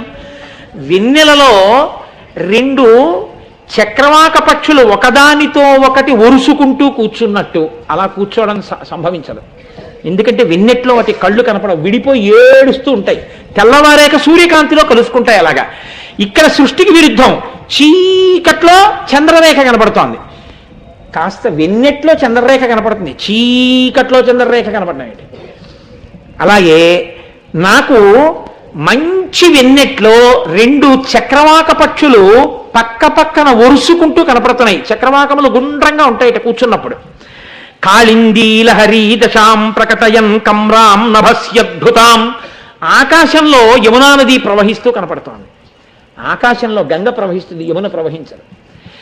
ఇలా అసలు సృష్టిలో ఉండనటువంటి మూడు విరుద్ధమైన విషయములు నాకు నీ రూపంలో కనపడుతున్నాయి. కానీ నిన్ను అలా చూసినప్పుడు కాముణ్ణి గెలిచిన వాడు కళ్ళు ఇంత చేసుకుని ఇలా ఇంత గొప్పగా ఉన్న వస్తువు నాది అని చూడబడేటటువంటి పరమశివుడి యొక్క నేత్రములకు విజయమై ఉత్సవమై సంతోషమును కలిగించేటటువంటి ఆ రూపమును నేను ఇవాళ చూస్తున్నానన్నారు. ఎవరావిడ? కామాక్షి. ఏమిటి ఇందులో రహస్యం అంటే ప్రౌఢధ్వాంత కదంబికే. అమ్మవారి జుత్తు చీకట్ల గుంపుల్లో ఉంటాయి, నల్లటి జుత్తు. ఈ నల్లటి జుత్తులో తదియనాటి చంద్రరేఖ. అందుకని అమ్మవారి జుత్తులో ఉన్నటువంటి చంద్రరేఖని నల్లటి చీకట్లో చంద్రరేఖ, వెన్నెట్లో కలుసుకున్నటువంటి చక్రవాక పక్షులు, పైన ఉన్నటువంటి చంద్రరేఖ యొక్క వెన్నెట్లో పక్క పక్కనే ఉన్నటువంటి అమ్మవారి యొక్క రెండు స్తనములు. మూడు కాళిందీ లహరి, ఆకాశంలో ప్రవహిస్తున్నటువంటి యమునా నది. ఆకాశం అంటే మీరు ఎంత సన్నగా ఊహ చేస్తే ఉందా లేదా అన్నట్టు ఉంటుంది ఆకాశం. ఆకాశం ఉందా అంటే ఉంది, లేదా అంటే లేదు, అక్కడెక్కడ ఒరిగినట్టు ఉంటుంది. పరిగెడితే ఆకాశం కనపడదు. ఉందా లేదా బాగా పట్టి చూస్తే అమ్మవారికి నడుము ఉందనిపిస్తుందట. అంత సన్నటి నడుము, అంతటి సన్నటి నడుము కాబట్టి ఆకాశం లాంటి నడుము. దీని మీద యమున ప్రవహిస్తోంది. ఆకాశంలో గంగ అయితే తెల్లగా ఉంటుంది, యమున ప్రవహిస్తే నల్లగా ఉంటుంది. ఏమిటి ప్రవాహం? నల్లటిది, అమ్మవారి యొక్క నూగారు. అందుకని అమ్మ నీ నడుము మీద కనపడుతున్నటువంటి, నీ యొక్క పొట్ట మీద కనపడుతున్నటువంటి ఆ నూగారు, ఇది ఆకాశంలో ఉన్నటువంటి యమునా ప్రవాహం. ఇవి ఎవరి కన్నులకు ఆనందాన్ని ఇవ్వాలి? మా కన్నులకు ఆనందాన్ని ఇచ్చేవి కావు. ఇవి అమ్మవారి స్వరూపంగా మేము ఆరాధన చేస్తాం. ఒకరి కన్నులకు మాత్రం ఉత్సాహాన్ని ఇస్తాయి. ఎవరైనా కశ్చిన్నేత్ర మహోత్సవో విజయతే కాంచీపురే శూలినః. శూలం పట్టుకున్న ఆయన ఉన్నాడే, త్రిశూలం పట్టుకున్న ఆయన కన్నులకు ఆనందాన్ని గొలిపే రూపం అమ్మా ఈ రూపం, కామాక్షి రూపం. ఆ రూపాన్ని మేము నమస్కారం చేసి స్తోత్రం చేస్తున్నాం. అది నా కన్నుల కట్టెదుట నిలబడితే మాటలు లేనివాడు శ్లోకం చెప్పి ధన్యుడనయ్యానమ్మా, ఇది నాకు కలిగిన దర్శనం అన్నారు మూకశంకరులు. ఆయన కూడా ప్రౌఢధ్వాంత కదంబికే కుముదుని, అమ్మవారి నల్లటి ఆకాశంలో పుట్టినటువంటి కలువ పువ్వుతో పోల్చారు. కలువ పువ్వు నల్లటి ఆకాశంలో నల్ల కలువ ఎలా కనపడుతుందండి? కనపడదు. చీకట్లో నల్ల కలువ కనపడనట్టు చీకట్లో కనపడుతున్నటువంటి నల్ల కలువ అయిపోయింది ఇప్పుడు. అంటే సృష్టికి విరుద్ధం చంద్రరేఖ, నల్లటి కురులలోని చంద్రరేఖ. ఆకాశంలో యమునా నది, అమ్మవారి యొక్క నడుము మీద నూగారు. రెండవది వెన్నెట్లో చక్రవాకాలు కలవవు, వెన్నెలలో ప్రకాశిస్తున్న చక్రవాక పక్షుల వంటి స్తనములు. ఇవి ఎవరి కంటికి ఆనందాన్ని ఇస్తాయి? కాంచీపురంలో ఉన్నటువంటి పరమశివుడి కంటికి ఆనందాన్ని ఇచ్చేవి. ఈ నల్లటి జుట్టు మాకో వ్యామోహాన్ని విరిచేస్తుంది, విరిచేసి జ్ఞానాన్ని ఇస్తుంది. మాకు అమ్మవి, ఆయనకి అనురక్త అయినటువంటి నెచ్చెలివి, భార్యవి, ప్రియురాలివి. అమ్మా ఏకకాలమునందు నువ్వు శివకామ సుందరివి, మాకో మా తల్లివి. అటువంటి దర్శనమిచ్చి మమ్మల్ని కృతార్థురాల్ని చేశావమ్మా అని మూకశంకరుడు స్తుతి శతకంలో అమ్మవారి యొక్క కబరీ బంధం మీద చేసినటువంటి శ్లోకం. కాబట్టి ఇవాళ శుక్రవారం, అందున పుష్యమాసంలో కృష్ణపక్షంలో వచ్చినటువంటి మొట్టమొదటి శుక్రవారం, తదియతో ఉన్నటువంటి శుక్రవారం. కాబట్టి ఇవాల్టి రోజు అసుర సంధ్య వేళలో నా అంత నేను ప్రయత్నించకపోయినా అమ్మవారే అనుగ్రహించి ఇవాళ మనకి చక్కగా ఆ అమ్మవారి యొక్క కచభారం గురించి చెప్పుకుని వినేటట్టు, దానివల్ల మన క్లేశభారాన్ని తీసేయాలని అమ్మ అనుగ్రహంగా బ్రహ్మాండ మండలములన్నీ ఆవిడ కాంతిలో మునుగుతున్నాయని, ఆవిడ కబరీబంధము యొక్క దర్శనం మనం ఎలా చెయ్యాలో ఎంతమంది పెద్దలు ఎన్ని రీతులలో చెప్పారో ఆ విషయాన్ని అమ్మవారు పలికించినది మీ ముందు సాహసించి పలికి ఉన్నాను. రేపటి రోజున మళ్ళీ అమ్మవారు ఏది పలికిస్తే మిగిలినటువంటి నామాల్ని అనుసంధానం చేసుకుందాం.